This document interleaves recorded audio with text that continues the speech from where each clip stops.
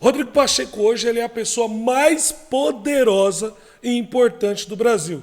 Porque em menos de um mês ele conseguiu colocar o executivo, que é o governo federal, o Lula e seus ministros, conseguiu colocar o próprio legislativo, né, na sua mão e conseguiu colocar o próprio judiciário de joelhos. Como que ele fez isso e o porquê que ele fez isso? Ele fez isso para provar para o Lula e para o sistema que o cara que tem poder de virar de ponta cabeça o Brasil é a presidência do Congresso Nacional, que é Rodrigo Pacheco, presidente do Senado. Entendeu? O que é o Congresso Nacional? O Congresso Nacional é a reunião das duas casas, é a Câmara dos Deputados e o Senado. Eles se juntam para votar coisas importantes para o Brasil. De exemplo, o orçamento para 2024 agora, que tem data limite até dia 31 de dezembro. Veja bem, o Lula prometeu para o para o Rodrigo Pacheco, antes de acabar o período eleitoral de 2022, que ele chegando lá, ele seria o STF, o ministro, né, do Lula, que indicar o Rodrigo Pacheco para o Supremo Tribunal Federal. Desde que Rodrigo Pacheco, né, ajudasse ele com o orçamento para 2023. Sim, tudo começa mais ou menos aí. Você está entendendo? Vou explicar aqui certinho para você. Antes das eleições de 2022, antes do cara subir a rampa, o Congresso Nacional estava com uma coisa chamada Lei de Orçamento Anual, certo? Que é a LDO. Não, desculpa, perdão.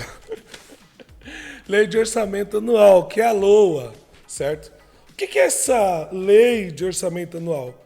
É o gasto, né, que a política prevê que vai ter no próximo ano. Ou seja, eles precisam separar de forma responsável, né, para não criar nenhum crime de irresponsabilidade, para não gastar muito do que a gente arrecada, né, prospectando para o próximo ano. Por exemplo, o gasto de 2024, eles já têm que colocar no papel agora, certo? Então, o que está acontecendo? O Rodrigo Pacheco, por ter a lei orçamentária anual praticamente na mão, ele está usando isso como a maior ferramenta de troca para conseguir os seus objetivos. E o que ele quer? Ele quer ser o indicado do Lula ao Supremo Tribunal Federal. Mas, Daniel Camilo, isso já não acabou? Ele já não vai indicar o Dino? Epa! Parece que desde a semana passada, não. Lembre-se, a política ela vai dormir de um jeito e ela acorda de outro. Você sabe que o Lula tentou indicar o Igor Roque para ser o defensor público geral federal, né? E foi sabatinado pelo Senado. O que o Senado fez sobre as rédeas de Rodrigo Pacheco? Não aprovou o Igor Roque, né, em sua sabatina. Deu logo um duro recado pro Lula. E o que o Lula faz? Sente o golpe. Estremece a base. Dias depois, o Lula dá uma entrevista. Quer dizer, ele fala num evento, certo? Que quem sabe o Flávio Dino é melhor aonde ele está. E quem sabe quem está em um lugar importante poderia ser muito mais importante em outro lugar. O que ele quis dizer com isso? Quem sabe a coisa mais correta a não se fazer é colocar o Dino no Supremo Tribunal Federal. E quem sabe a coisa mais correta a se fazer é indicar o presidente do Senado, Rodrigo Pacheco, ao Supremo Tribunal Federal. Mas, Daniel, por que ele fez isso? Ele fez isso só porque o Lira não aprovou o nome, a indicação do Lula na sabatina do Senado, lá, né, para Defensoria Pública Geral Federal? Sim, meu amigo, também. Só que é o seguinte, essa não aprovação do nome do Lula é apenas um recado que o Pacheco deu, falando assim, olha, eu acho que você está esquecendo que eu consigo destruir com a tua vida aí, hein? Então, por que o Lira, por que o Pacheco tem tanto poder na mão? Vamos lembrar aqui. Meu amigo, põe o segundo link aí. Vamos lembrar aqui. O ano passado, o Rodrigo Pacheco, o Congresso Nacional todo, precisava aprovar o orçamento para 2023. Bolsonaro ele ainda era presidente. Entendeu? Bolsonaro ele ainda era presidente. Mas olha o que o Pacheco fez para ajudar o Lula. Porque ali começa o combinado dos dois. Que se o Lula subir a rampa, óbvio que eles já sabiam que o Lula ia subir a rampa, né? Que se o Lula subisse a rampa, o Lula ia ajudar ele na reeleição da presidência do Senado. Em troca, o Pacheco tinha que ajudar a aprovar as pautas do Lula até a Rosa Weber se aposentar. Por que o Lula ele espera a Rosa Weber se aposentar para indicar o Pacheco para o STF, lá no combinado deles lá do ano passado? Porque a primeira vaga, quem entrou foi o Zanin. E o Lula precisava do Pacheco muito mais tempo na presidência do Senado, né, para ajudar a aprovar as pautas do governo, para avançar. Né? Só que o que aconteceu? Parece que o Lula se inflou demais, certo? E começou a indicar, dar a entender que era o Flávio Dino.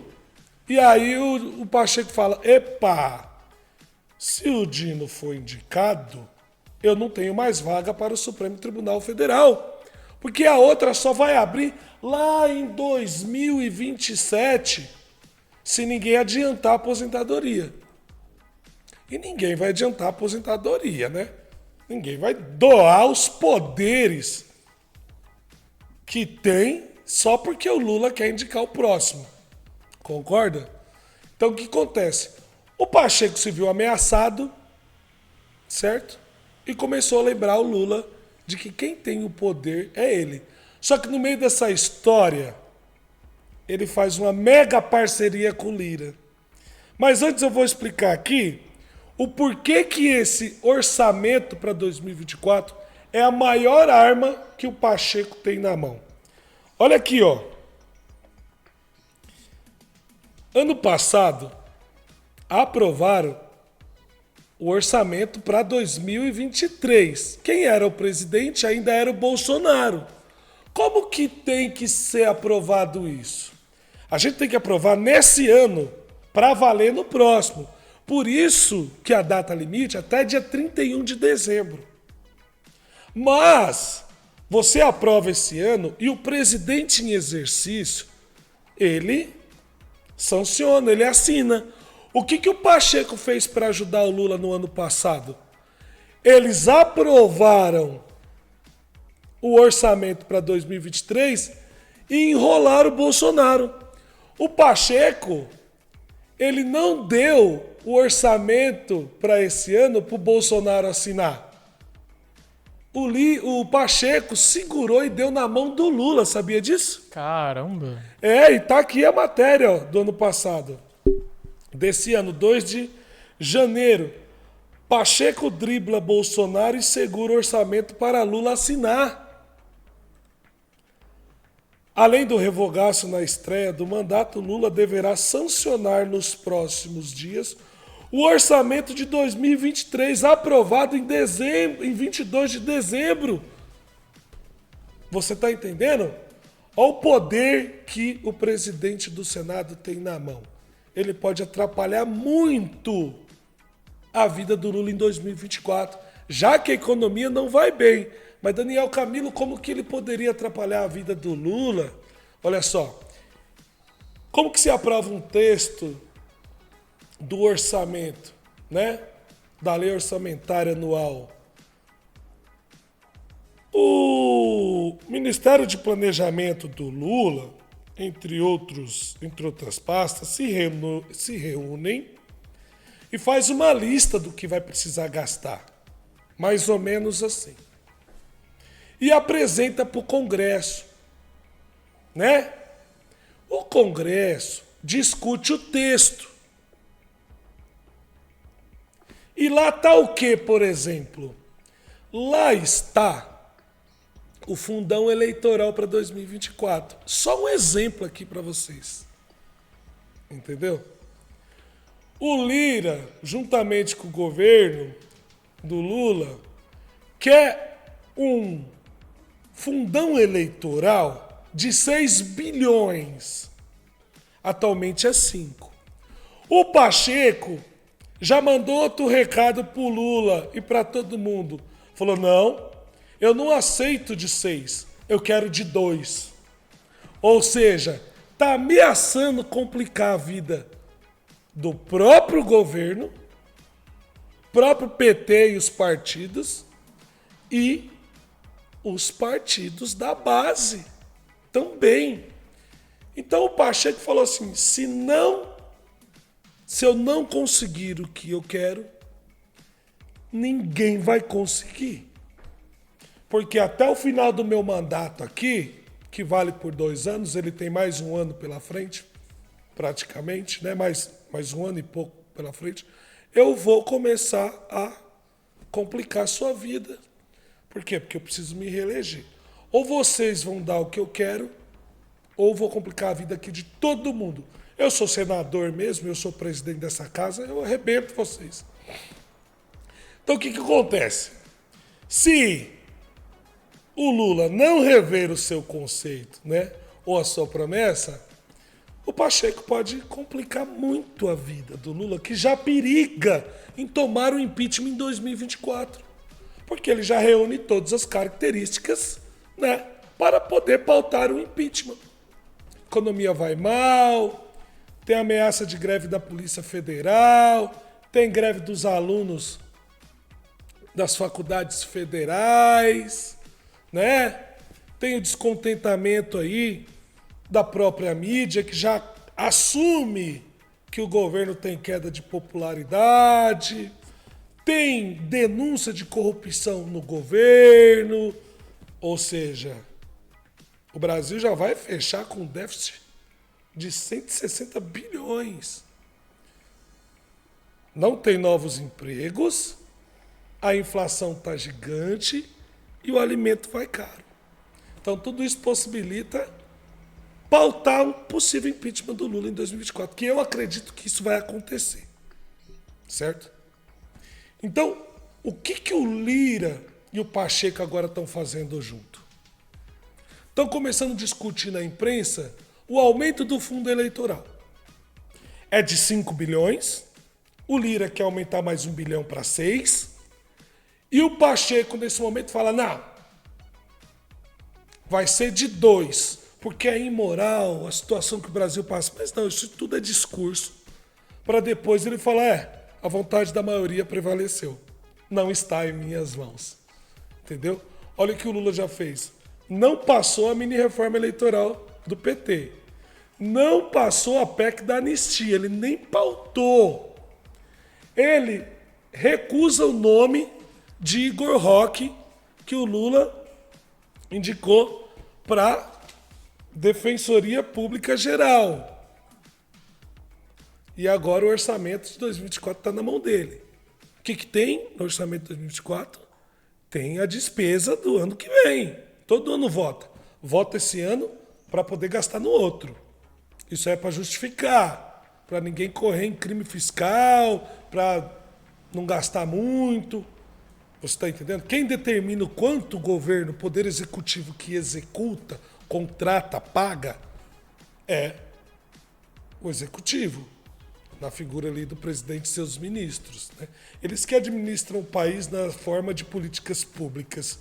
Só que quem autoriza o gasto é o Congresso Nacional. Aí é aprovado, vai para a mão do governo, o presidente vai lá e sanciona. Do orçamento de 2023 para 2022 para 2023, o Pacheco já deu um drible no Bolsonaro, escondeu ali na gaveta, aprovaram e não encaminhou para o Bolsonaro.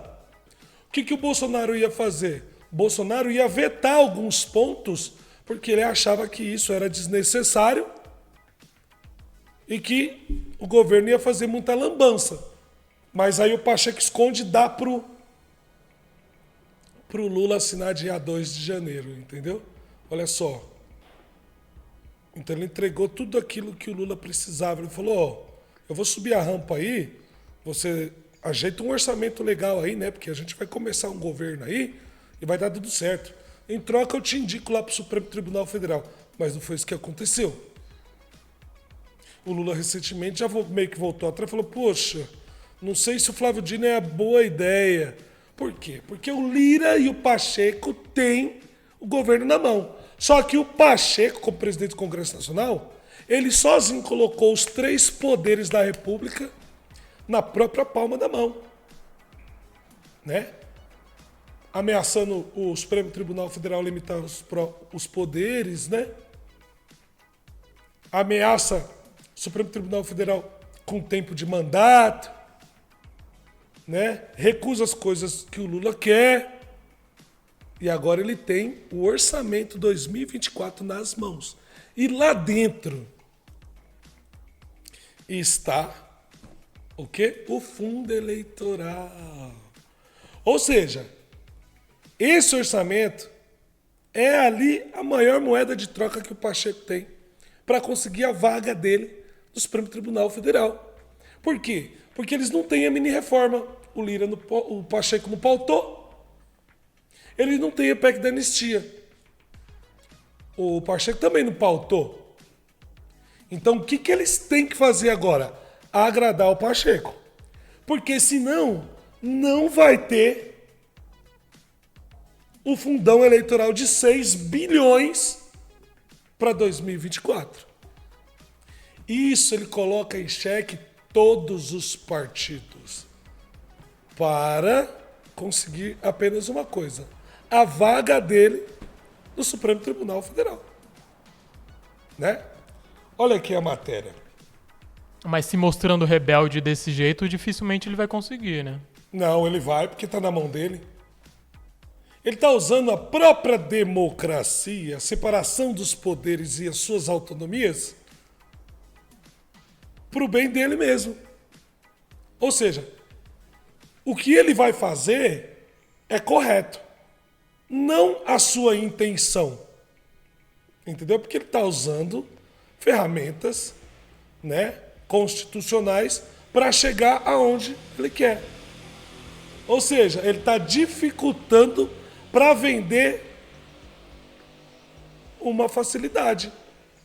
Que essa facilidade, se você analisar bem, é o que todo político deveria fazer. Usar a sua influência, usar o seu poder de articulação para quê? Para colocar o Brasil no lugar, concorda? Sim. Isso é um jogo de malandragem. Mas o Pacheco, ele é de esquerda? Qual que é a dele ali? O Pacheco, ele é o pachequismo.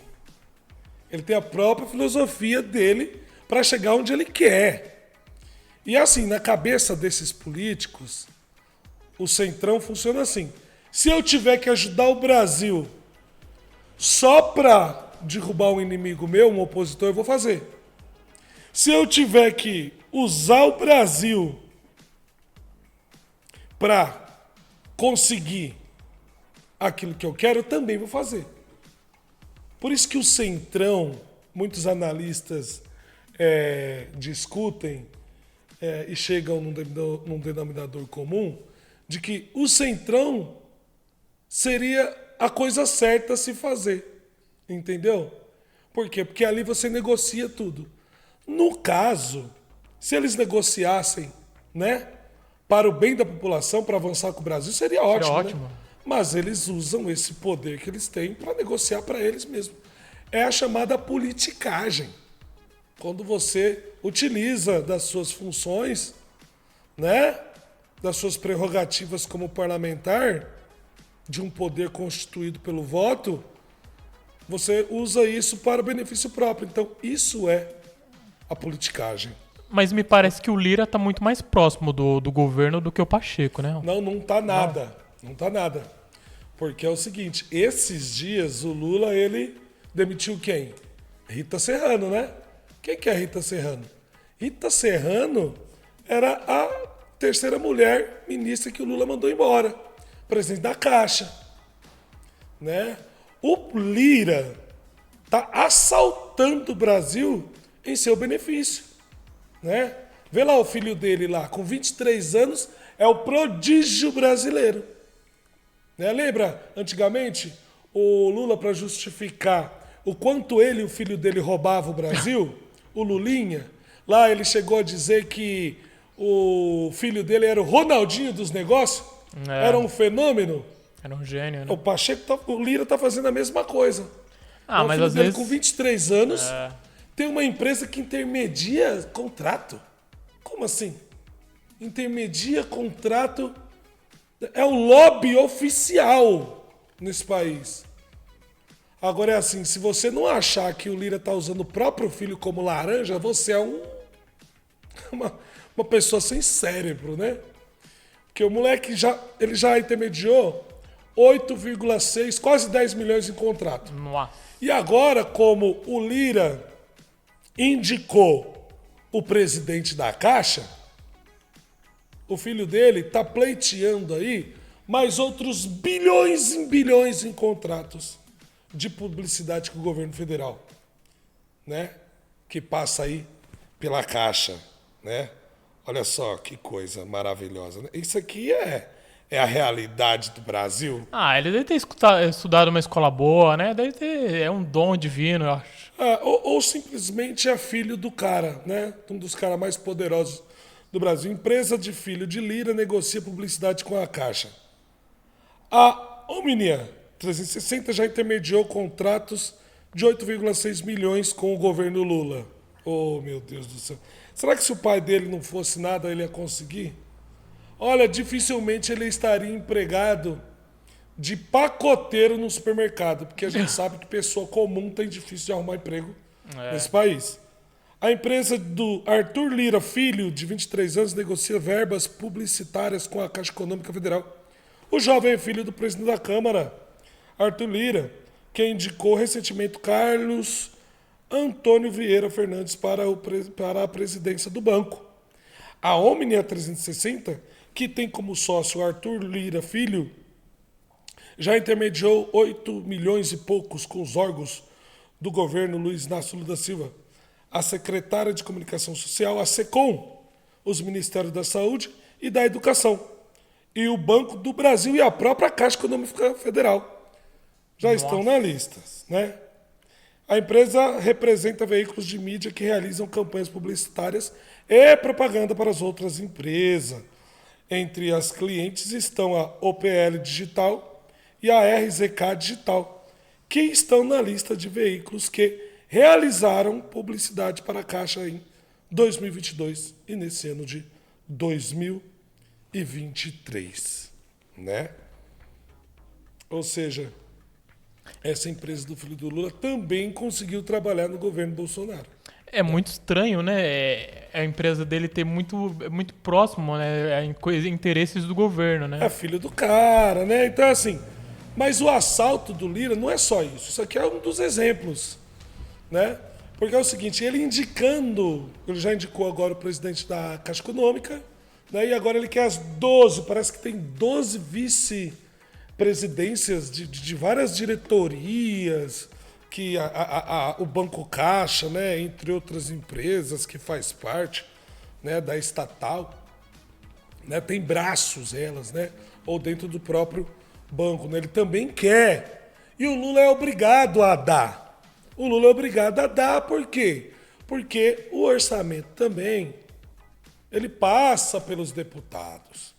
E o Lira, ele é o chefão do Centrão, né? O Lira, ele é o chefão do Centrão. Veja É uma aqui, ó. troca de interesses ali, né? Isso. Então você me dá um cargo, eu aprovo alguma coisa ali pra você. Claro, o governo Lula, ele tá na mão do capiroto, entendeu? Ele tá ali se prostituindo e é obrigado. Só que é o seguinte, esse negócio de comprar liderança parlamentar é algo muito ruim, porque é igual a ameaça diamante, né? Ameaça diamante é assim, olha, se você me largar e não me bancar, olha, eu vou contar pra tua mulher. Então, todo mês o cara tem que ficar ali. É, bancana. Entendeu? Ó, grupo de Lira quer vice-presidências da Caixa. Planalto prega cautela. Partidos como PSD, União Brasil e Republicanos pleiteiam essas vice-diretorias que tratam de temas como o programa Minha Casa Minha Vida. Ou seja, além de ter muita grana, tem muita relevância, né? Eleitoralmente agora, dia 24, em 2024, para as eleições das prefeituras aqui, né? Por quê? Porque os convênios que Minha Casa Minha Vida faz com os municípios passa pelo prefeito. É muito dinheiro envolvido, é influência política, é aquele negócio de posar em cima da laje, né? Sai na foto, prefeito tal possibilitou a construção de não sei quantas torres aqui, unidades, né, de moradia popular. Então, tudo isso ajuda em questão de eleição de prefeito, reeleição de prefeito. Isso aqui só alimenta bandido, né? Após conseguir derrubar Rita Serrano do comando da Caixa, o grupo de Arthur Lira, do PP, pressiona o Palácio do Planalto a ceder o quanto antes, né, dos 12 vice-presidências do banco. Integrantes do Palácio do Planalto, no entanto, pregam cautela. Não existe cautela nenhuma, eles vão dar aos poucos, porque eles estão negociando isso. Precisa ser aprovado agora o orçamento para 2024, e o Lira pressiona de um lado e o Pacheco derruba do outro. Então, assim, é uma dupla dinâmica, assim, da desgrama, né? Porque isso não ajuda o Brasil em nada. Mas eles só vão conseguir aquilo que eles querem. Mas por que ele quer tanto essa vice-presidência? É pra roubar alguma coisa? É pra quê essa vice-presidência? Porque o Centrão, ele é composto, né, pelo PP, republicanos, né, PSD, entre outros partidos. 12 vice-presidências, cara. Você tá falando de, por exemplo, imagina 12 deputados lá que não tem tanta relevância, mas estão lá ocupando cadeira dentro da Câmara dos Deputados, né? E eles têm lá o quê? 12 votos. Então o que eles fazem? Eles nomeiam esses 12 deputados que não têm muita relevância ali em questão de debate, em questão no parlamento de influência, né? Poder de articulação. Então o que eles fazem? Eles aumentam as bancadas, né? E o poder e os tentáculos dos partidos. Então eles nomeiam aqui esses deputados aqui que estão lá só para ocupar a cadeira, né? Nomeia eles como presidentes e ali sobe os suplentes, entendeu? Que ficaram ali com muito voto, certo?